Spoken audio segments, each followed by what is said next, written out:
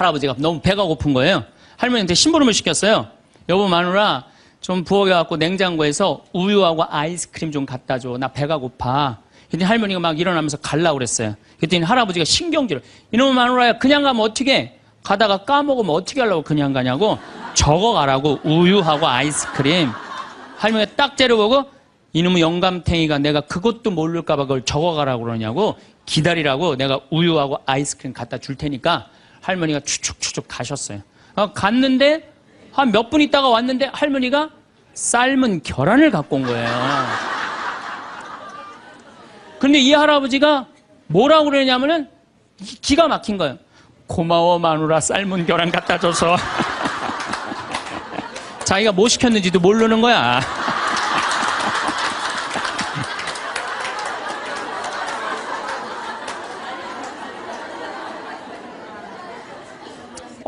요즘 어떤 할아버지가 할머니하고 같이 한 집에서 사는데 그런 거예요.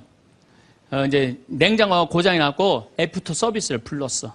애프터 서비스를 딱 불렀는데 애프터 서비스 하고 난 다음에 갔어. 근데 요즘은 참 대한민국이 애프터 서비스 끝나고 나면은 고객센터에서 전화하잖아요. 고객님 매운 만족하십니까? 보통 만족하십니까? 그거 저 설문조사를 하잖아요. 근데 이게 또 할아버지가 전화를 받았네. 냉장고 고쳤는데 이제 애프터 서비스라고 전화를 했는데 애프터 서비스 센터에서 전화했다고 그러니까 뭘 또 애프터 서비스를 해주느냐? 그래갖고 뭐라고 그러니까 할아버지가 할머니한테 그런 거예요. 여보 마누라 요즘 이상해. 냉장고 고쳤는데도 뭐 매운 만두 먹을래요? 보통 만두 먹을래요? 그렇게 물어보는데 말귀를 못 알아들어요. 말귀를. 한 2년 전에 제가 위암 수술을 했어요. 그래갖고 이제 이 위를 암 환자들은 온도가 42도가 넘어가면 재발하지도 않고 암이 죽는데요. 그래서 이제 제가 찜질방을 잘 가요. 찜질방을 잘 가는데 아주 뜨거운 찜질방을 잘 가는데 얼굴이 알려졌잖아요. 그래갖고 아는 사람들이 많아요. 그래갖고 수건을 뒤집어 쓰고 찜질방에 가서 앉아 있어요. 한쪽 끝에 조용히 쭈그리고 앉아 있어요. 그러면 이제 아줌마 셋이서 들어와서 수다를 떨기 시작하면은 이해할 수 없는 수다를 떨어요. 아줌마 3명이서. 뭐라고 그러냐면은 한 아주머니는 자식 얘기해요. 자식 얘기. 그럼 옆에 아주머니가 자식 얘기하면은 그 자식 얘기를 같이 받아줘야 되는데 옆에 아주머니는 그러거나 말거나 자기는 남편 바람핀 얘기해요. 또 옆에 아줌마는 남편 바람핀 얘기 해거나 말거나 자기는 아파트 산 얘기해요. 주제가 다른 3가지 이야기를 각자 지치지도 않고 30분 동안 계속 하는 거예요. 이해가 안 되더라고요. 우리 남자들은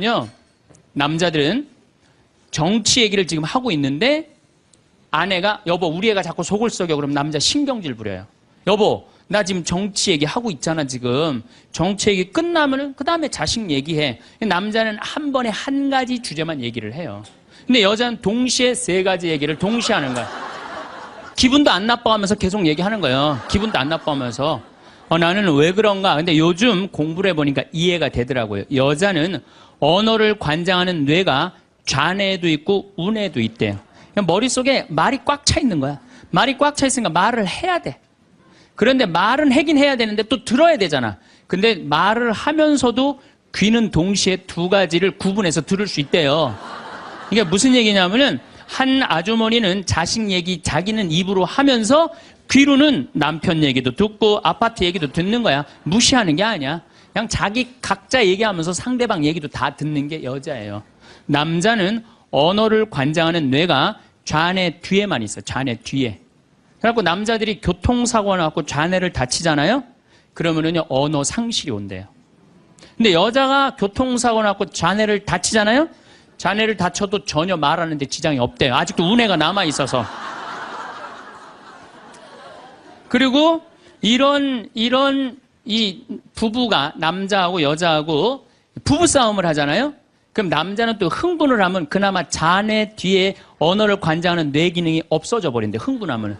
그러니까 아내가 여보 당신 시집 와갖고 나 손에 물 안 묻히게 해준다 그랬더니 당신 나 얼마나 고생시켰어. 결혼기념일을 챙겨줘서 생일을 챙겨줘서 우리 친정엄마를 챙겨줘서 나 여행을 보내줘서 막 따지면은 남편들이 대꾸를 해야 되는데 이게 어디 있는 줄 알아야지. 대꾸를 어디 있는 줄 알아야지. 그래갖고 대부분의 남자들의 반응이 어떠냐면, 그거, 30분 동안 계속 어이 하다가 끝나는 거예요. 여자는 그냥 좌안에 있는 거 쏟아내고, 운에 있는 거 쏟아내고 막, 30분 동안 그냥 있는 대로 공격을 하고 난 다음에, 여자는 할 얘기 다 했어요. 그 남자가, 그게 시끄러! 그리고 여자는 자기 하고 싶은 얘기 다 하면은요, 원도 한도 없어요. 부엌에 가갖고 아무 일도 없다는 듯이 설거지 해요. 그럼 그때부터 남자들이 신경질이 나는 거예요. 왜 신경질이 나냐면, 왜 내가 그때 그 적절한 대답을 왜 찾아내지 못했을까? 막 신경질이 나는 거예요. 그래갖고 막 쇼파 던지고 신경질을 부리면은 아내가 부엌에서 아무 일도 없다는 듯이 아내가 한마디 해요. 나와서. 이 사람은 무슨 말만 하면 승질을 부린다고.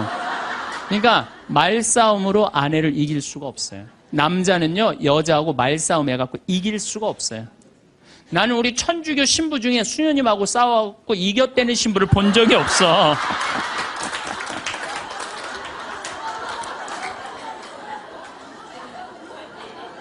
말싸움으로 여자를 이길 수가 없어요. 말싸움으로. 하느님이 창조할 때 남자한테는 너는 하루에 10,000마디만 해라. 10,000마디만 해라. 창조할 때 그렇게 창조하신 거예요. 10,000마디만 하라고. 여자는 하루에 너는 25,000마디 해라. 25,000마디 해라. 그러니까 하느님이 10,000마디만 하라고 창조한 남자는 출근해갖고 직장에 가면 10,000마디 해요. 이 말 저 말 하면은 벌써 10,000마디 끝나. 집에 들어오면 더 이상 말할 수가 없어. 아니, 하느님이 10,000마디만 하라고 그래서 10,000마디만 하고 들어온 거야. 집에 들어와서는 더 이상 할 얘기가 없는 거예요. 할 의무 끝냈어. 근데 우리 여기 있는 자매님들도 남편 출근하고 애들 학교 가도 혼자 있으면서도 10,000마디 해요. 멸치 대가리 따면서 너는 어디서 잡혀서 우리 집에 왔니? 꽁치 다듬으면서 너도 어디서 잡혀서 왔니? 그리고 막 테레비 보면서도 테레비하고도 얘기해요. 그냥 테레비하고도 얘기해요. 막 테레비하고도 얘기하고, 예. 그렇게 10,000마디 해요. 10,000마디 하고 저녁에 이제 몇 마디가 남았냐면 15,000마디가 남은 거야. 이 15,000마디를 누구하고 하고 싶으냐면 남편하고 하고 싶은 남편. 그래갖고 저녁 차려주고 남편한테 여보 그 옆집 여자 말이야. 오늘 저녁에 같이 저녁 찬거리를 사러 시장에 나갔는데 그 여자는 김치찌개 거리를 돼지고기 한 근만 사면 되는데 5근이나 사고 정신 나간 여자야. 그러니까 그냥 살림이 그 모양이지. 이랬는데 남자는 이미 더 이상 말하기 귀찮은 거예요. 그래서 남편이 한마디 해요. 쓸데없는 소리 하지 말고 부엌에 와서 국이나 더 떠오라고. 그럼 여자는 미치는 거예요. 아직도 15,000마디가 남아있는데 국 떠오라고 그러면 미치는 거예요. 근데 저도 이 말에 저도 동감을 해요. 왜냐하면 저는 10,000마디만 하게 창조된 인간이잖아요. 그런데 나는 이렇게 강의를 하면 10만 마디를 해요. 10만 마디. 10만 마디라니까 사실은 난 사제관에 우리 생태마을에서 강의하고 사제관에 딱 밥 먹으러 저녁에 내려가잖아요. 한마디도 하기 싫어요. 한마디. 근데 우리 밥 해주는 자매님이 밥하고 난 다음에 뭐 이런저런 얘기할 거 아니에요. 뭐 개도 내가 5마리 키우니까 개 얘기도 하고 뭐 어쩌면 대꾸하기가 싫은 거예요. 그래서 한동안 대꾸를 안 했어요. 대꾸를 안 하니까 굉장히 기분이 나쁘잖아요. 신부님이 대꾸를 안 하니까 안 되겠더라고요. 그래서 하루는 불러서 내가 얘기를 했어요. 남자는 하루에 10,000마디만 하게 창조됐는데 내가 10만 마디를 한다. 그래서 나는 정말 대꾸하기가 싫다. 한마디도 하기 싫다. 그냥 밥만 먹고 싶다. 나한테 앞으로 말 시키지 말아라. 제가 얘기를 했어요. 얘기를 했는데도 그래도 우리 자매님도 여자인지라 말을 하잖아요. 그럼 막 말을 하는데 내가 얘기했는데 말하는 게 신경질을 나잖아. 내가 인상을 딱 쓰면은 자매님이 한마디예요. 신부님 대꾸하라는 게 아니야. 그냥 나 떠드는 거니까 그냥 밥만 먹으라는 거야.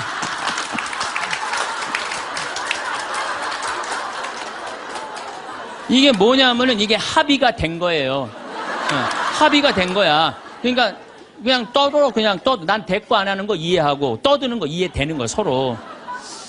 내가 보기에는 많은 부부들이 특히 우리 자매님들이 남편이 막 목석같이 있으면 이런 말을 해. 나는 사는 게 하나도 재미가 없다. 그러죠? 남편이 목석 같으니까. 그런데 남편이 목석이 아니에요. 원래 창조되기를 그렇게 창조된 거예요. 10,000마디만 하게 창조된 거예요. 그러니까 여러분들은 유일한 실수는 10,000마디밖에 할 줄 모르는 인간이랑 결혼한 게 유일한 실수예요. 더 놀라운 건 뭐냐 하면은 한 아주머니는 자식 얘기하고 한 아주머니는 남편 얘기하고 한 아주머니는 아파트 얘기하면서 손으로는 달걀을 까먹어 간다는 거예요.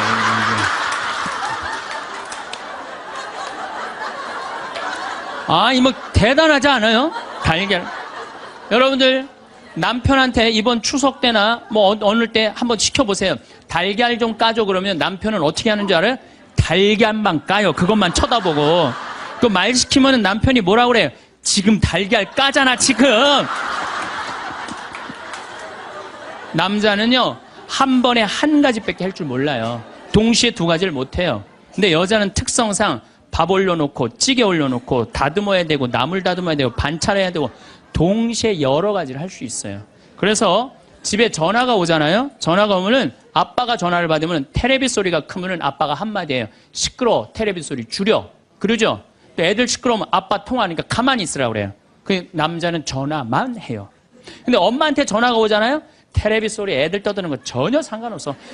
더욱이 어느 정도로 심하냐면 막 통화하면서 테레비에 딱 어떤 여자가 나오면은 저 여자 이혼했다고 그러더니 나오네.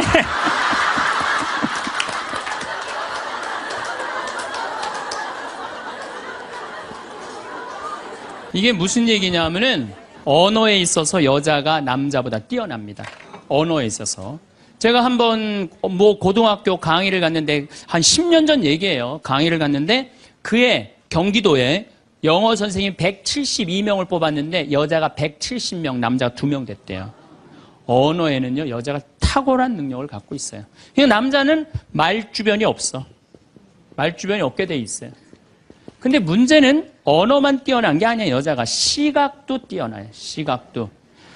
우리 눈에는 광수용체가 있어. 빛을 받아들이는 수용체, 짝대기, 사각형 짝대기가 1억 3천만 개가 있어요. 이게 남자 여자가 다 있어요. 근데 요 1억 3천만 개는 하얀색, 빨간색, 까만색, 파란색만 구분하는 거예요. 남자들은 이 광수용체 1억 3천 거 요것만 있어요. 남자들은 색깔 구분을 4가지만 해요.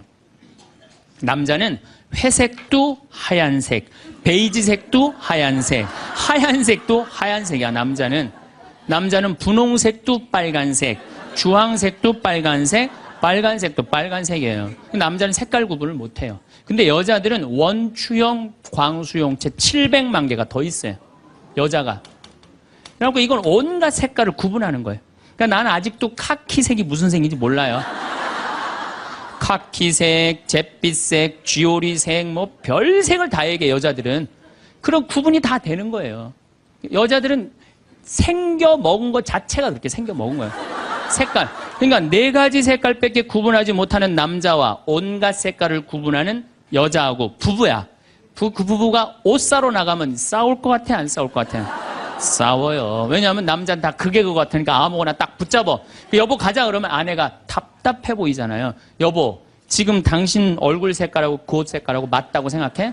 안 어울리잖아. 가만히 있어봐. 그래갖고 이거 들었다 놨다 저거 들었다 놔면은 남편이 신경질이 나는 거. 뭘 저렇게 까다롭게 고르느냐. 아무거나 그냥 입고 가지. 그러니까 남자들하고 여자하고 싸울 수밖에 없어요. 싸울 수밖에 없어요. 그래갖고 옷 사러 나갈 때는 같이 나갔는데 들어오는 시간은 달라요. 이미 남자는 벌써 들어와 있어. 신경질 부리고. 그러니까 색깔 구분 때문에 그래. 색깔 구분. 그런데 남자들은 옛날에 사냥하던 버릇이 있어서 시각이 터널형 시각을 갖고 있어요. 멀리 사슴을 발견해야 돼. 곰도 발견해야 되고. 그래서 멀리 이렇게 쪼여서 보는 습관이 있어요. 남자들은. 멀리 있는 걸 잘 봐요. 남자들이. 그런데 요즘 남자들이 사냥을 해요? 안 해요?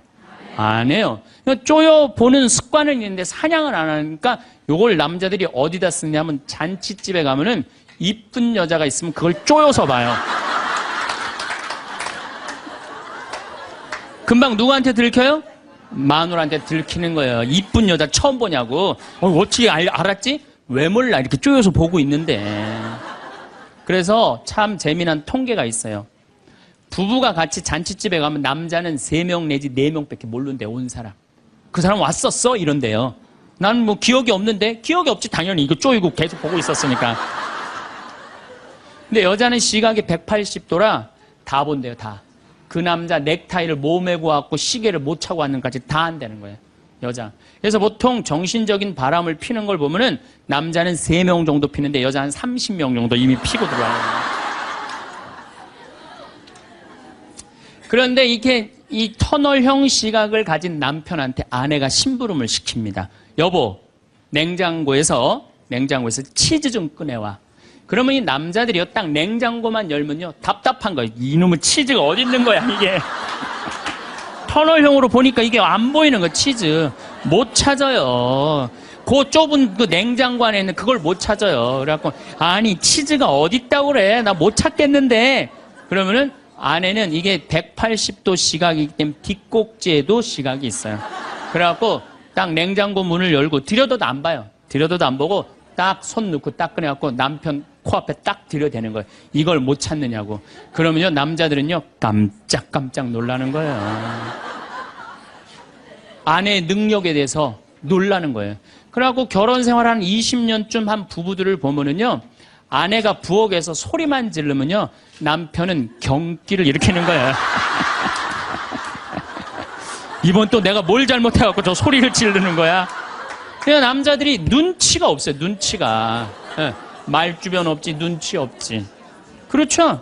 눈치가 없어요, 남자들이. 참, 그러니까 남자들이 어느 정도로 눈치가 없느냐면은 아내가 지금 자기를 미워하는지, 괴로워하는지 몰라요. 언제 아느냐면 귀싸대기를 맞아야지 알아요. 귀싸대기를 네. 귀싸대기를 딱 맞아야지, 아, 이거 지금 우리 마누라가 심각하구나. 아니면 아내가 눈물을 뚝뚝 흘릴 때 그때서 느끼기 시작하는 거예요. 정말 답답한 거죠. 그러니까 말주변 없지, 눈치 없지. 근데 아까도 말씀드렸지만, 어제도 말씀드렸지만은 이게 40까지, 50까지 살 땐 아무 문제가 없어요. 이게 100년 살면서요, 한 집에서 답답해서 못 살아요, 둘이. 답답해서 못 살아요. 아니, 말주변이 있나, 눈치가 있나. 거기 더 미치는 건 뭐예요? 청각이 떨어져요, 남자가. 청각이 떨어져요. 보통 개는 10만 사이클 정도 듣는다 그래요. 10만 사이클. 10만 사이클 듣고, 그 다음에 어린아이들은 3만 사이클 정도는. 그래서 초등학교 아이들, 중고등학교 아이들이 헤비메탈 음악이 좋아해요, 걔네들. 헤비메탈 음악 좋아하고, 엄마는 짜장면을 시켜서 혼자 먹고 나는 뭐 찌꺼기만 먹었어, 뭐 이런 랩 음악 걔네들은 다 들려요. 다 들려, 걔네들은. 여러분들은 잘 안 들리죠? 네. 얘네들 3만, 엄마들은 2만 사이클 정도로, 2만 사이클. 그러니까 젊은 부부가 같이 잠을 자갖고 건너방에서 애가 울잖아요? 그럼 누구 귀에만 들리느냐면 엄마 귀에만 들려요. 그래갖고, 여보, 난 너무 힘들어. 오늘 애하고 하루 종일 씨름을 해갖고 내가 힘들어서 못 일어나니까 당신이 일어나서 좀 나가봐. 이러면은 대부분의 남편들이 이렇게 말한대요. 아무 소리도 안 들리는데 뭐가 들린다 그래. 예민하게 굴지 말고 잠이나 자. 그러면은 누가 일어나서 나가느냐면은 아내가 일어나서 나가는 거, 엄마가 일어나서 나가는 거. 그러니까 아내들은 남편하고 살면 살수록 더 답답한 거야. 말주변이 있나, 눈치가 있나, 말귀를 알아듣나. 그러니까 이제 한 집에서 할아버지하고 할머니하고 한 집에서 사는 할머니, 할아버지야. 할아버지가 이제 저녁 국을 못 끓였는지 너무 궁금한 거야. 그래서 안방에서 할머니한테, 여보 마누라, 오늘 저녁 국 못 끓였어? 근데 부엌에서 딸그락, 딸그락 소리는 들리는데 대답이 없는 거야. 이놈의 마누라가 날 또 무시하는구나. 이번엔 또 거실에 나가고 또 한번 물어봐요.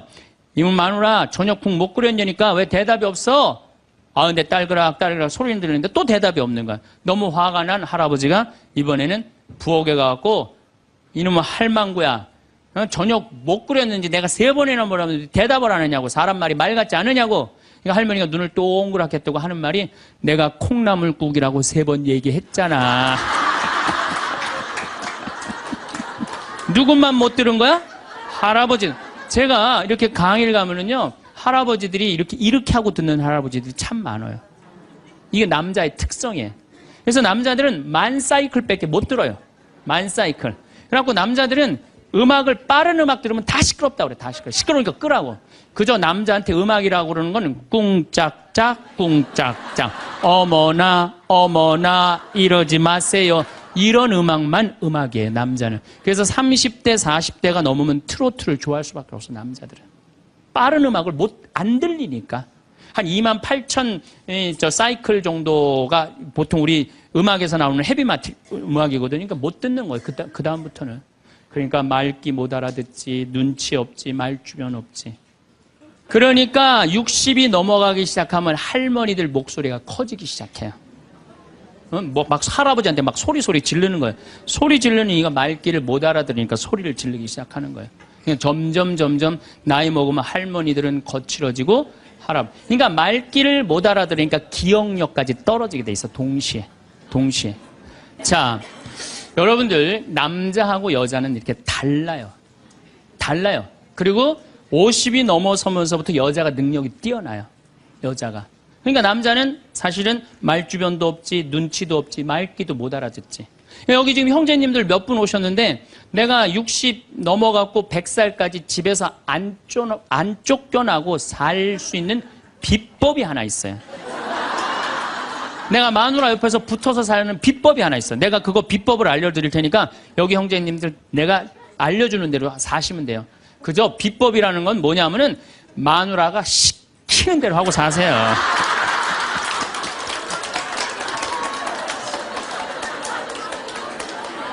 밥 먹으라 그러면 밥 먹고, 이 옷 입으라면 이 옷 입고, 저거 입으라면 저거 입고, 어디 갔다 오라면 갔다 오고 그러지, 뭐, 자기 뜻을 밝히지 마세요, 자기 뜻을. 그래야지 안 쫓겨나고 살 수 있어요. 시키는 대로 하고 살면 돼, 시키는 대로. 그래서 여러분들, 혹시 우리 자매님들, 내 남편이 참 목석 같다. 오늘 이해가 돼요, 안 돼요? 이해가 되죠? 구박하지 마세요. 원래 생겨 먹은 게 그런 거니까. 아니 본질적으로 말을 하기 싫어하는 게 인간, 남자야, 남자. 남자들은 또 고민을 하잖아요. 그럼 여자들은 고민을 하면 말을 해야지 고민이 풀려. 근데 남자들은 고민을 하면 가만히 있어야 돼요. 그러니까 그 뭐 로댕에 생각하는 사람이 100년 전에 이러고 있는데 아직도 이러고 있대잖아. 아직도 생각하는 사람. 그러니까 여러분들 남편이 말이 많지 않더라고 그래도 너무 구박하지 말라는 거예요. 여러분들 남편이 집안에서 물건을 못 찾더라도 좀 구박하지 말라는 거예요. 대신 여자는 집안에 있는 물건을 잘 찾지만 남자는 집 밖에서 물건을 잘 찾아요. 그러니까 여자는 딱 집만 나가면은 깜깜해져. 집만 나가면은. 그래갖고 남편이 3년 전에 너무 경치 좋은 데를 데리고 갔어. 근데 여자들은 3년 전에 간 데 기억 못 해요. 다시 3년 전에 똑같은 데 들어가도 이렇게 말합니다. 여자들은 여보 여기 너무 멋있다. 어떤 년이랑 여기 왔어? 자기 데리고 3년 전에 왔는데. 그러니까 남자들은 여기서 여보 오늘 평창 우리 가자 그러면 남자는 딱 머릿속에 평창, 용인, 신갈, 영동고속도로, 원주, 평창들은 머리에 그려져요. 근데 여자들은 딱 평창 아무 생각 없어요. 그냥 나오는 거예요. 그냥 아무 생각 어디 있는지 몰라요.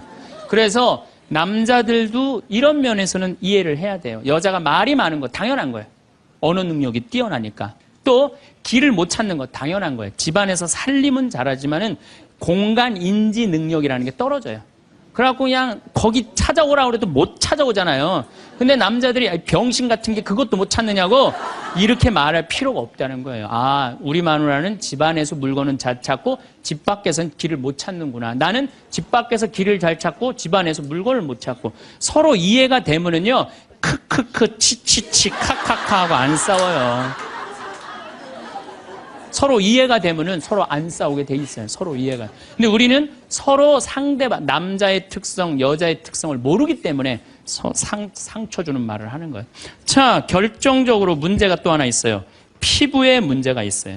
피부. 남자는 여자보다 피부가 4배 두꺼워요. 특별히 등가죽 같은 경우는 10배 정도 더 두꺼워요. 10배 정도. 등가죽은 남자가 훨씬 두껍습니다. 그러니까 보통 남자들은 이 피부가, 여자가 4분의 1이 피부가 얇아요. 남자가 4분의 4라고 그러면은 여자는 4분의 3은 지방이야, 지방. 그래서 여자를 만지면 부들부들한 이유가 뭐예요? 피부가 얇기 때문에 그래요.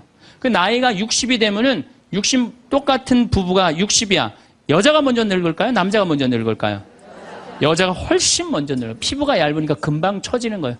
목에도 이게 처지고. 남자는 뺑뺑해. 피부가 두꺼워서 안 늘어져요. 안 늘어져.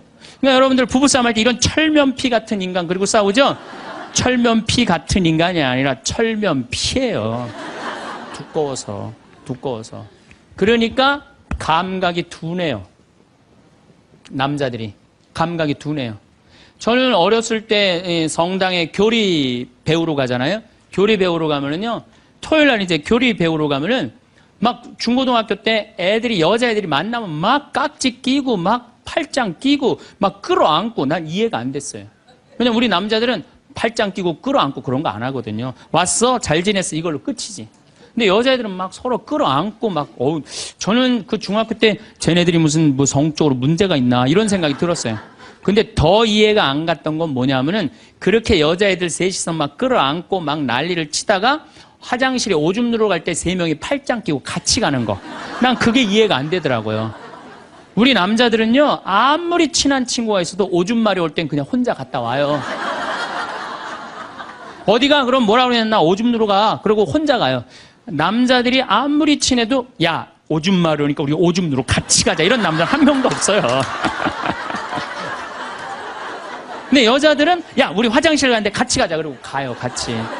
그러니까 보통 여자들이 이게 무슨 얘기냐면 이마만큼 다정다감한 존재. 여자들이 다정다감하기 때문에 여러분들, 우리 자매님들, 제가 성당에서 그런 거 참 많이 봐요.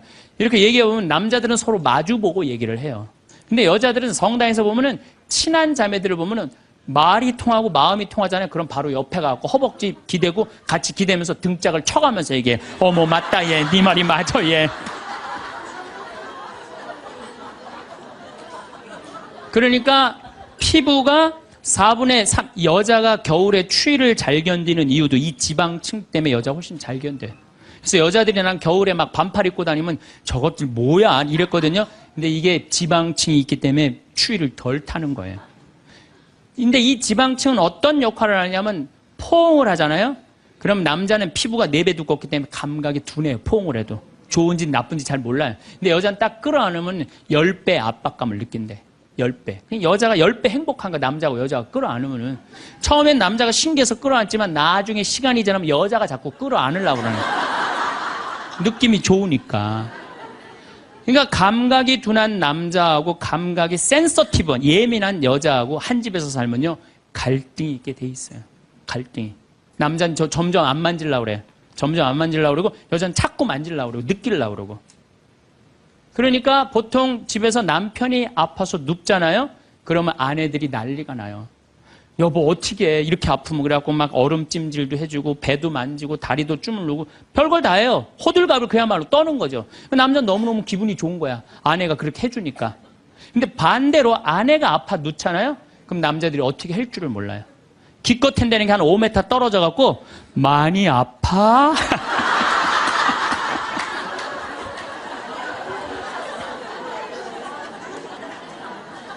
이때 섭섭해요, 안 섭섭해요?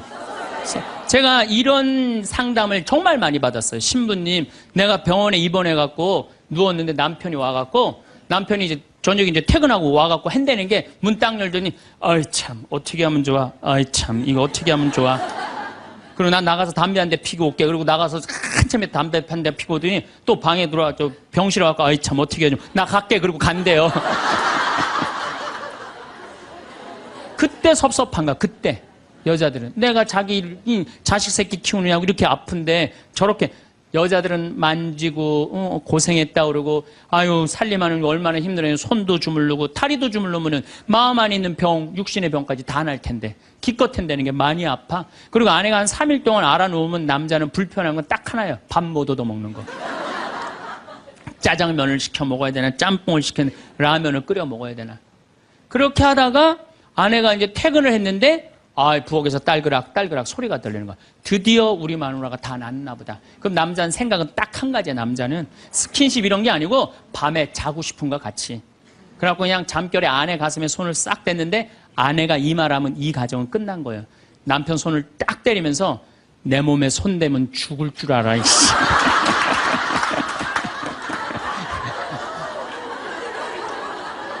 이건 뭐냐면 이제 싫은 거예요. 이제 본질적으로 이제. 그러니까 남자가 손 대는 것조차도 싫은 거예요. 그런데 남자는 그때까지도 몰라요. 내 아내가 얼마나 나한테 애정이 식어 있는지, 어떻게 찬 얼음이 돼 있는지 몰라요. 그러니까 귀싸대기를 맞을 때까지 모른다니까요.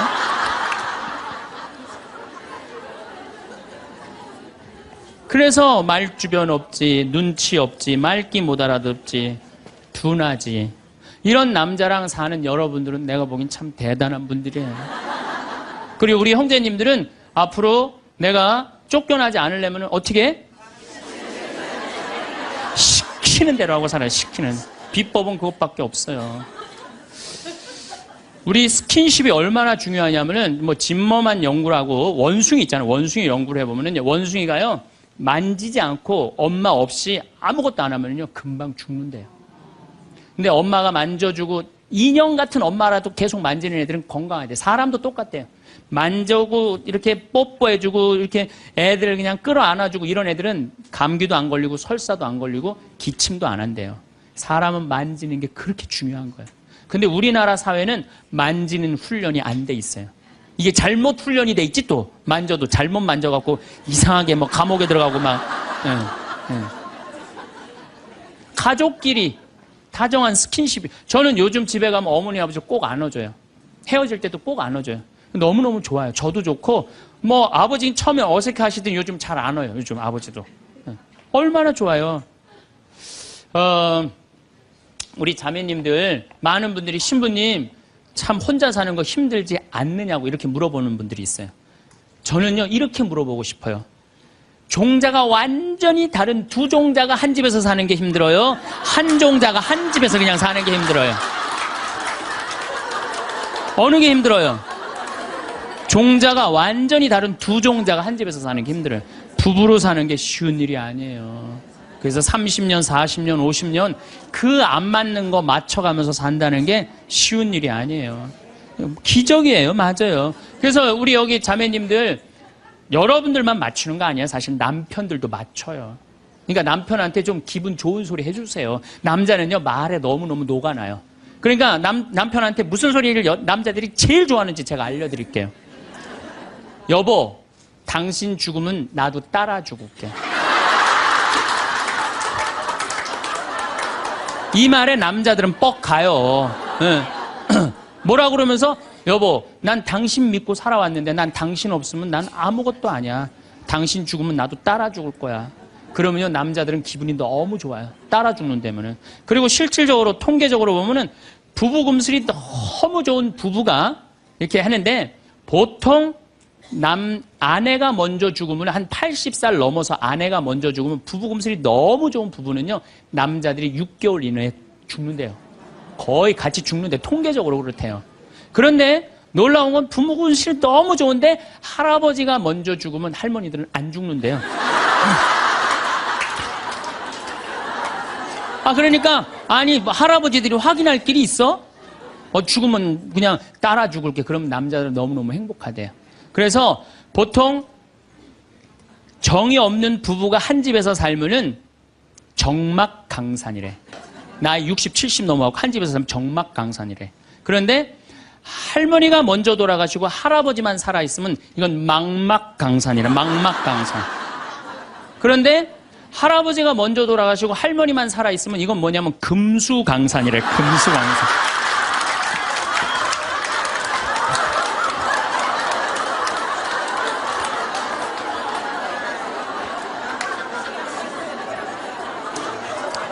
네, 동창 신부가 가정사목연구소 우리 수원교구 송용호 신부가 전해준 참 재미난 얘기를 하더라고요. 이게 이제 아빠들이 이제 아버지 학교를 운영하고 계신데 아빠들이 이렇게 하다 보면은 아빠들이 보면은 자식들한테 애정 표현을 안 하잖아요. 한번 안아주고 뽀뽀해주고 이래야 되는데 안 하잖아요. 그러니까 숙제를 내준대요. 아이들 아침에 학교 갈 때 포옹하고 볼에다 뽀뽀해주라고. 그러면은 숙제를 못 해온대요. 아들들은 막 도망가고 엄마는 저기 막 딸들은 그런데 엄마한테 엄마 아빠가 미쳤나봐 날 끌어안고 막 이게 가정이 아닌 거예요. 가정이 아닌 거예요. 그러니까 우리는 가족끼리 서로 말도 안 통해. 대화도 안 해. 그리고 이 스킨십도 없어. 그러니까 모양만 식구지 서로 애정이 없는 거예요. 서로 애정이 없는 거예요. 그래서 여러분들 이제 왜 우리가 심각하느냐. 제가 21세기는 노인의 시대라고 그러잖아요. 옛날에 50살 때까지 살 때는 아무 문제가 없었어요. 50살까지 살 때는 아무 문제가 없었는데 이제 100살까지 살아. 그리고 지금 50살 되신 분들은 110살까지 살아요. 그리고 지금 40대 되신 분들은 120살까지 살아요. 120살까지 살아요. 요즘 우리 수원교구에 신부님, 부모님들 이렇게 돌아가시는 거면 97, 98, 94, 93 다 그래요. 그럼 지금 90대에 돌아간다면 여러분들은 30년, 40년 후에는 몇 살에 죽을 것 같아요? 110살, 120에 돌아가시게 돼 있어요. 그러니까 의술이 축복이 아니에요, 늙어서. 의술은 저주예요, 늙어서는. 네. 100살 넘어갖고 죽고 싶은데도 의학으로 연명을 시키잖아요. 그런데 만약에 50살에서부터 100살, 50년 동안 내 남편을 이해를 못해, 내 아내를 이해를 못해, 그래갖고 서로 답답하다고 크크크 치치치 카카카 이러고 싸우면서 50년을 사는 게 좋아요? 아니면은 남편이 말을 좀 안 해더라도 우리 남편은 맘마디밖에 못하는 사람이니까 내가 이해를 해야지. 냉장고에 물건 찾아오라면 물건 못 찾고 옷 찾으라면 그 장롱 안에 있는 옷도 못 찾잖아요. 그럼 내가 좀 찾아주고. 또 우리 형제님들은 아내가 좀 길도 못 찾고 바깥에서 능력이 떨어져도 안에서 살림을 하기 때문에 바깥을 못 해. 서로 이해를 하면은요, 서로 사랑스럽고 귀한 거예요. 그냥 상대방한테 잘 할 수 있는 거죠. 상대방한테. 자, 부부끼리도 말이 안 통하지만은 자식하고는 말 잘 통해요? 이게 이제 문제 중에 문제예요. 네? 부부끼리 안 통하면 내 속으로 난 자식하고라도 말이 통해야 되는데 자식하고 말이 안 통해. 자식하고. 근데 여러분들 1살서부터 20살 때까지 자식들한테 주로 무슨 얘기하고 사셨어요? 테레비 그만 끄고 공부해.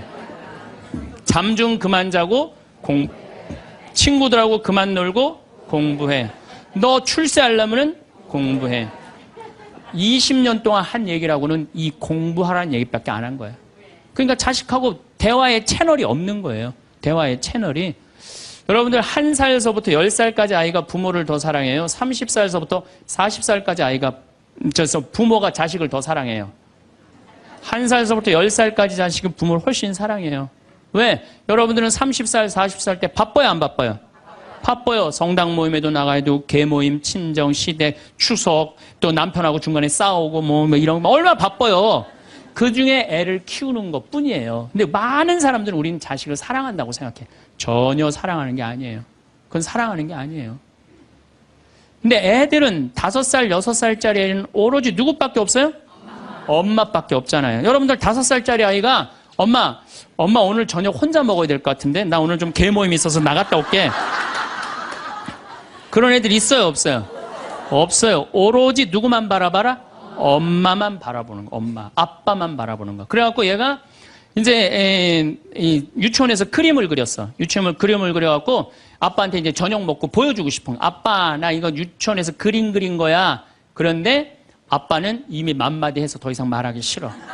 이제 야구 보고 싶어. 아빠가 한마디, 아빠 지금 텔레비전 보니까 엄마한테 가 있으면 아빠가 나중에 놀아줄게. 그리고 얘를 거절해요. 이게 거절이라는 단어를 제가 썼는데, 얘 5살짜리 아니면 난 거절당했어. 난 너무 슬퍼. 이렇게 얘기 안 해요. 슬프지만은 아빠가 내 그림을 안 바라보지만 따지지 않아, 아빠한테.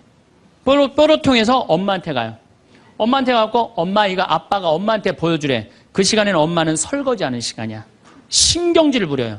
엄마 설거지하는 거 안 보여? 아무것도 안 하는 아빠한테 가. 또 거절당한 거예요. 그래서 얘가 몇 살 때까지 거절당하냐면 10살 때, 초등학교 3학년 때까지 거절당하는 거예요. 초등학교 4학년 딱 올라가면서 얘가 부엌하고 거실 중간에 서서 결심합니다. 니네들이 내 말을 안 들어줘? 니네들이 내 말을 안 들어준다면 난 오늘부터 내 얘기 니네들한테 안 할 거야. 그리고 4학년 때부터 방문을 걸어 잠고 부모하고 얘기를 안 합니다. 그래갖고 아빠가 보고 싶어갖고 아빠는 그냥 계속 사랑한다고 착각하고 있는 거예요. 애는 이미 떠났는데. 그래갖고 보고 싶어갖고 한 5학년 때 문 딱 열면은 딸이 어떻게 할까요? 눈을 흰 눈동자 95% 까만 눈동자 확 뒤집고 내 방 왜 노크도 없이 들어오냐고. 그럼 대부분의 아빠들은 이때 뭐라고 표현? 저거 사춘기가 시작됐다고. 천만의 말씀이에요. 여러분들이 10년 동안 애를 밀어냈기 때문에 애가 자기 살 길 찾아간 거예요. 사춘기가 아니에요. 근데 많은 경우는 우리나라는 제가 사춘기 때 튀어나간다고 그래요. 제가 뭐 미국이나 캐나다나 호주나 이렇게 보면은 거기 사람들은 퇴근하면 집에 무조건 들어와야 돼요. 다른 데 갈 데가 없어요. 그러니까 계속 애들하고 어울리는 거야. 거기 대부분의 아이들은 참 부모하고 다정해요. 근데 우리나라는 다정한 자식하고 부모하고 다정한 중고등학교 애들 내가 본 적이 거의 없어. 100명 중에 한두 명 볼까 말까야. 대부분의 애들이 이상하게 부모를 밀어내요. 왜 저렇게 밀어낼까? 가만히 생각을 해보니까 부모가 밀어낸 거야. 부모가 애들 얘기를 안 들어준 거야.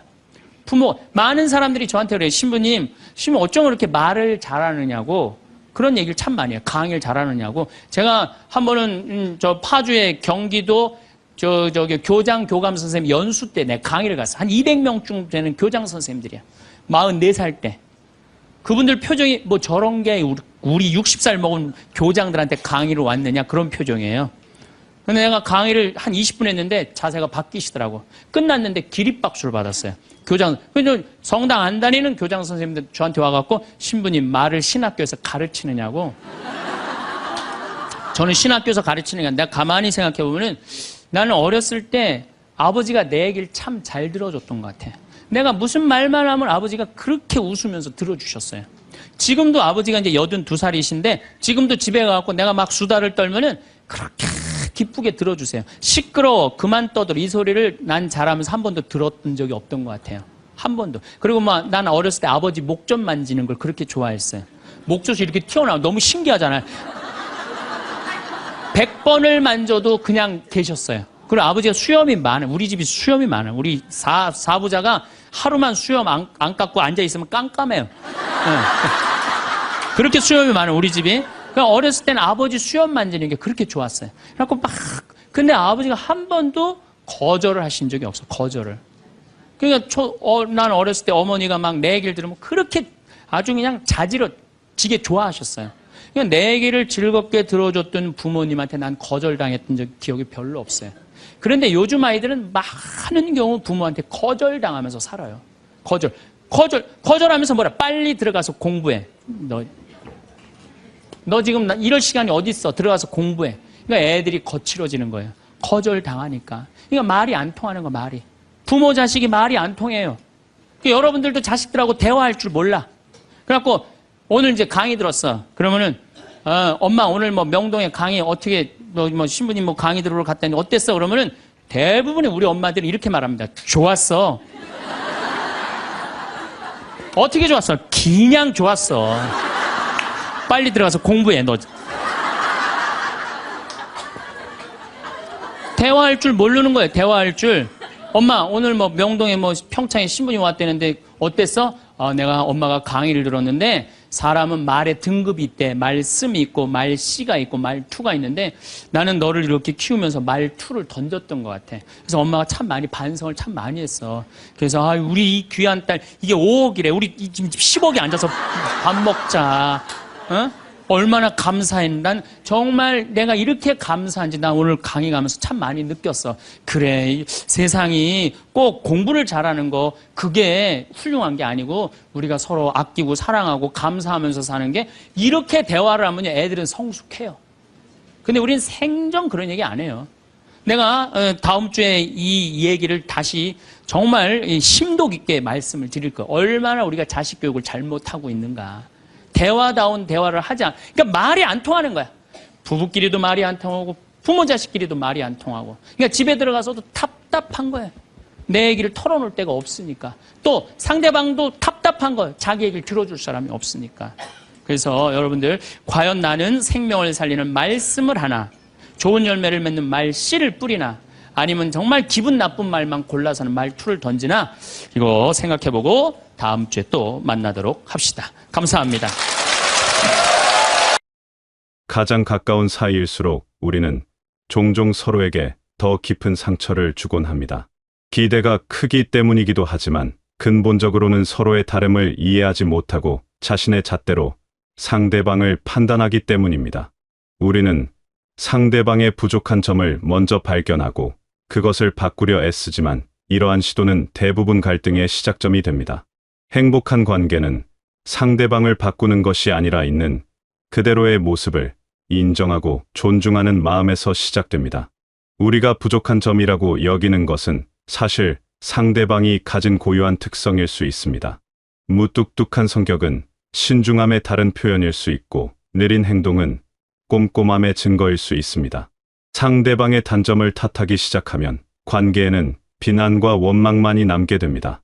하지만 관점을 바꾸어 그 사람만이 가진 고유한 특성으로 바라보고 인정할 때 우리는 비로소 상대방을 온전히 이해하고 사랑할 수 있는 마음의 공간을 마련하게 됩니다. 이러한 인정과 존중이야말로 갈등을 줄이고 관계를 긍정적인 방향으로 이끄는 첫걸음입니다. 관계에서 가장 중요한 것은 상대방을 변화시키려는 욕구를 내려놓는 것입니다. 우리는 흔히 상대방이 조금만 달라지면 모든 것이 좋아질 것이라고 생각합니다. 말을 좀 더 부드럽게 하면 좋겠다거나 행동을 좀 더 빠르게 하면 좋겠다는 생각들이 머릿속을 가득 채웁니다. 그러나 이런 생각 자체가 이미 상대방을 있는 그대로 받아들이지 못하고 있다는 신호입니다. 진정한 사랑과 존중은 상대방의 모습을 있는 그대로 수용하는 데서 출발합니다. 사람마다 성장 배경과 경험이 다르기 때문에 생각하는 방식도 행동하는 패턴도 모두 다를 수밖에 없습니다. 어떤 사람은 감정을 솔직하게 표현하는 것을 편하게 여기지만 어떤 사람은 자신의 마음을 드러내는 것을 어려워합니다. 어떤 사람은 즉흥적으로 결정하는 것을 좋아하지만 어떤 사람은 신중하게 계획을 세우는 것을 선호합니다. 이러한 차이는 누가 옳고 그른 것이 아니라 단지 다른 것일 뿐입니다. 그런데 우리는 자주 이 다름을 틀림으로 착각합니다. 내 방식이 익숙하고 편하기 때문에 그것을 기준으로 삼아 상대방을 평가하게 됩니다. 내가 생각하기에 당연한 것이 상대방에게는 당연하지 않을 수 있다는 사실을 간과하는 것입니다. 이런 일방적인 기준은 관계의 균열을 만들고 서로를 지치게 만듭니다. 상대방도 똑같이 자신의 방식을 기준으로 여러분을 평가하고 있을지 모릅니다. 그렇게 서로가 서로를 자기 잣대로 재단하다 보면 관계는 점점 멀어지고 마음의 거리도 넓어지게 됩니다. 이해와 공감 없는 대화는 아무리 좋은 의도를 가졌더라도 날카로운 말이 되어 상대방의 마음에 상처를 남기게 됩니다. 상대방의 입장에서 생각해 보려는 노력이 필요합니다. 상대방이 왜 그런 말과 행동을 했는지, 그 마음속에는 어떤 어려움이 있었는지 헤아려 보는 공감의 과정 속에서 오해는 눈 녹듯 사라지고 진정한 소통이 가능해집니다. 이처럼 깊은 이해와 공감은 관계에서 발생하는 상처를 예방할 뿐만 아니라 이미 생긴 상처까지도 치유하는 강력한 힘을 가지고 있습니다. 공감한다는 것은 단순히 상대방의 말을 듣는 것 이상을 의미합니다. 그것은 상대방의 감정 속으로 들어가 그 사람이 느끼는 것을 함께 느껴보려는 노력입니다. 상대방이 화를 냈다면 그 화 뒤에 숨겨진 두려움이나 불안을 들여다보는 것입니다. 상대방이 침묵한다면 그 침묵이 전하고자 하는 메시지를 이해하려는 것입니다. 이런 깊은 공감은 관계를 근본적으로 변화시킵니다. 많은 갈등은 오해에서 시작됩니다. 상대방의 말과 행동을 자신의 관점에서만 해석하다 보면 본래 의도와는 전혀 다른 의미로 받아들이게 됩니다. 상대방은 걱정해서 한 말인데 잔소리로 들리고 배려해서 한 행동인데 간섭으로 느껴지는 경우가 많습니다. 이럴 때 필요한 것이 바로 진솔한 대화입니다. 서로의 진짜 마음을 나누고 오해를 풀어가는 과정 속에서 관계는 더욱 깊어집니다. 그러나 진솔한 대화를 나누기 위해서는 먼저 자신의 마음을 들여다보는 용기가 필요합니다. 내가 왜 화가 났는지, 무엇이 나를 불편하게 만드는지 정직하게 마주할 수 있어야 합니다. 때로는 상대방의 행동이 문제가 아니라 그것을 받아들이는 내 마음의 상태가 문제일 수도 있습니다. 내가 지쳐 있을 때는 사소한 일도 크게 느껴지고 마음에 여유가 있을 때는 같은 상황도 편안하게 받아들일 수 있습니다. 관계에서 또 하나 중요한 것은 기대를 조절하는 것입니다. 우리는 종종 상대방이 나의 마음을 알아서 헤아려 주기를 바랍니다. 말하지 않아도 알아주고 표현하지 않아도 이해해 주기를 원합니다. 하지만 아무리 가까운 사이라도 상대방은 마음을 읽는 사람이 아닙니다. 필요한 것이 있으면 표현하고 원하는 것이 있으면 말해야 합니다. 물론 이때도 요구가 아닌 부탁의 형태로 상대방을 존중하며 전달하는 것이 중요합니다. 서로에게 완벽함을 기대하지 않는 것도 필요합니다. 모든 사람은 장점과 단점을 함께 가지고 있습니다. 누군가는 따뜻하지만 때로는 산만할 수 있고 누군가는 차분하지만 때로는 융통성이 부족할 수 있습니다. 이런 불완전함은 인간의 본질입니다. 완벽한 사람을 기대하는 것은 현실적이지 않을 뿐만 아니라 관계에 불필요한 긴장을 만듭니다. 대신 상대방의 장점에 집중하고 단점은 그 사람의 일부로 받아들이는 여유가 필요합니다. 관계를 유지하는 데 있어 감사의 마음도 빼놓을 수 없습니다. 우리는 당연하게 여기는 것들에 대해서는 감사를 잊어버리기 쉽습니다. 매일 함께 식사를 하고 일상을 나누는 것이 당연해지면 그 소중함을 느끼지 못합니다. 하지만 가만히 생각해보면 누군가와 함께 한다는 것 자체가 큰 축복입니다. 혼자가 아니라는 것, 내 말을 들어줄 사람이 있다는 것, 기쁨과 슬픔을 나눌 수 있다는 것, 모두가 감사한 일입니다. 작은 것에 감사하는 습관은 관계를 풍요롭게 만듭니다. 상대방이 해준 음식에 감사하고 따뜻한 말 한마디에 감사하고 함께 있어주는 것에 감사하는 마음을 표현하면 관계는 더욱 단단해집니다. 감사는 상대방에게 긍정적인 에너지를 전달할 뿐만 아니라 나 자신의 마음도 풍요롭게 만듭니다. 불평과 불만으로 가득한 마음에서는 행복이 자랄 수 없지만 감사로 채워진 마음은 작은 것에도 기쁨을 느낄 수 있습니다. 관계에는 때로 위기가 찾아옵니다. 서로 마음이 맞지 않아 충돌하거나 깊은 상처를 주고받는 순간들이 있습니다. 이럴 때 중요한 것은 그 순간을 회피하지 않고 정면으로 마주하는 것입니다.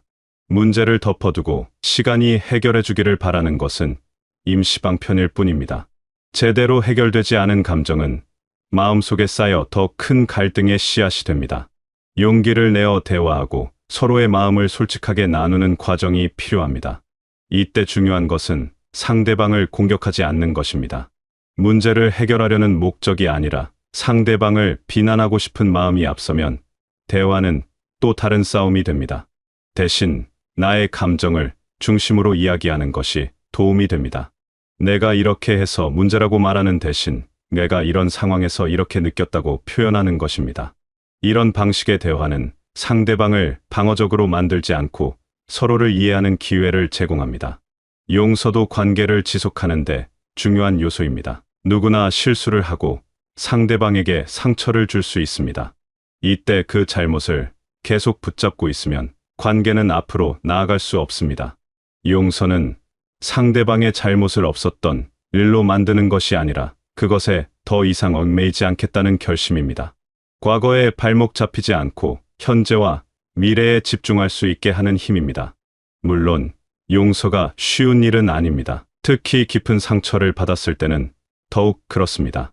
하지만 용서하지 못하고 원망을 품고 사는 것은 결국 자신을 더 힘들게 만듭니다. 원망은 독과 같아서 상대방보다 자신을 더 아프게 합니다. 용서는 상대방을 위한 것이기도 하지만 무엇보다 나 자신을 위한 선택입니다. 마음의 짐을 내려놓고 자유로워지기 위한 길입니다. 관계를 돌보는 것은 정원을 가꾸는 것과 같습니다. 정원이 아름다운 꽃을 피우려면 꾸준한 관심과 노력이 필요합니다. 물을 주고 잡초를 뽑고 햇빛을 쬐게 해주어야 합니다. 관계도 마찬가지입니다. 처음의 설렘만으로는 오래 지속될 수 없습니다. 서로에게 관심을 기울이고 시간을 함께 보내며 진솔한 대화를 나누는 노력이 계속되어야 합니다. 하지만 이 노력이 의무감에서 나온다면 관계는 무거워집니다. 진정한 관계의 노력은 기쁨에서 나옵니다. 상대방과 함께 있을 때 느끼는 행복, 상대방의 웃음을 보며 느끼는 따뜻함, 그런 긍정적인 감정이 노력의 원동력이 되어야 합니다. 관계를 유지하기 위해 억지로 참는 것이 아니라 함께 있고 싶어서 노력하는 것입니다. 관계에서 균형을 유지하는 것도 중요합니다. 한쪽만 노력하고 한쪽만 배려하는 관계는 결국 지속될 수 없습니다. 서로가 서로를 생각하고 양보하며 존중할 때 건강한 관계가 유지됩니다. 물론 때로는 한쪽이 더 많이 이해하고 기다려 주어야 할 순간도 있습니다. 상대방이 힘든 시기를 겪고 있을 때는 더 많은 지지와 격려가 필요합니다. 하지만 장기적으로 봤을 때는 서로가 주고받는 균형이 맞아야 합니다. 자신을 돌보는 것도 잊지 말아야 합니다. 관계에만 집중하다가 자신을 잃어버리면 결국 관계도 건강하지 못하게 됩니다. 자신의 마음과 몸을 돌보고 자신이 좋아하는 일을 하며 자신만의 시간을 갖는 것이 필요합니다. 건강한 개인이 모여야 건강한 관계가 만들어집니다. 자신을 희생하며 관계를 유지하는 것은 언젠가 한계에 부딪히게 됩니다. 관계는 끊임없이 변화합니다. 처음의 모습 그대로 머물러 있지 않습니다. 시간이 흐르면서 서로가 성장하고 변화하며 관계도 함께 진화합니다. 이 변화를 두려워하지 말고 자연스럽게 받아들이는 것이 중요합니다. 예전과 다르다고 해서 관계가 나빠진 것은 아닙니다. 단지 새로운 단계로 접어든 것일 수 있습니다. 변화 속에서도 서로를 존중하고 사랑하는 마음이 지속된다면 관계는 더욱 깊어지고 성숙해집니다. 진정한 친밀함은 상대방의 약점을 알면서도 그것을 공격하지 않는 데서 만들어집니다. 가까운 사이일수록 서로의 약한 부분을 더 많이 알게 됩니다. 그 약점을 무기로 사용하면 관계는 무너지지만 그것을 이해하고 보듬어주면 더욱 깊은 신뢰가 형성됩니다. 상대방이 나에게 약한 모습을 보일 수 있다는 것은 큰 신뢰의 표현입니다. 그 신뢰를 소중히 여기고 지켜주는 것이 관계를 깊게 만드는 길입니다. 또한 작은 순간들을 소중히 여기는 것이 필요합니다. 특별한 날이나 큰 사건만이 관계를 만드는 것은 아닙니다. 오히려 일상 속의 작은 순간들이 관계를 채워갑니다. 함께 나누는 식사, 산책하며 나누는 대화, 무심코 건네는 미소, 이런 작은 순간들이 모여 관계의 토대가 됩니다. 이 순간들을 당연하게 여기지 말고 의식적으로 소중히 여기는 마음이 필요합니다. 관계에서 가장 아름다운 것은 서로가 서로의 성장을 돕는다는 점입니다. 좋은 관계는 서로를 제한하지 않고 오히려 더 나은 사람이 되도록 격려합니다. 상대방의 꿈을 응원하고 도전을 지지하며 어려움이 있을 때 곁에서 힘이 되어줍니다. 이런 관계 속에서 사람은 더욱 성장하고 발전할 수 있습니다.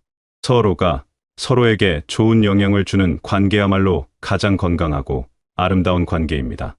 행복한 관계를 유지하는 비결은 상대방의 부족한 점을 채우려 애쓰는 것이 아니라 그 사람의 고유한 모습을 사랑으로 받아들이고 함께해 주는 것에 대한 감사함을 표현하는 데 있습니다. 서로의 다름을 인정하고 공감으로 소통하며 작은 것에도 감사하는 마음을 가질 때 우리의 관계는 갈등을 넘어 더욱 단단하고 성숙한 관계로 발전해 나갈 수 있습니다. 결국 사랑은 완벽한 두 사람이 만나는 것이 아니라 불완전한 서로를 이해하고 보듬어주며 함께 성장해 나가는 과정 그 자체입니다. 관계 속에서 겪는 어려움과 갈등도 사실은 서로를 더 깊이 이해하고 더욱 성장할 수 있는 기회입니다. 완벽하지 않아도 괜찮습니다. 때로 실수하고 때로 상처를 주더라도 진심으로 마주하고 노력한다면 관계는 계속해서 나아갈 수 있습니다. 여러분의 소중한 관계들이 이해와 존중, 그리고 따뜻한 사랑으로 가득 채워지시길 바랍니다. 상대방을 있는 그대로 받아들이고 서로의 고유함을 존중하며 매일의 작은 순간들 속에서 감사를 발견하시길 바랍니다. 그리고 무엇보다 자신에게도 다정하고 관대한 마음을 가지시길 바랍니다. 관계는 완벽함이 아니라 진실함에서 빛을 발합니다. 여러분이 맺고 있는 모든 관계가 서로를 더욱 풍요롭고 행복하게 만드는 아름다운 연결이 되시길 바라겠습니다.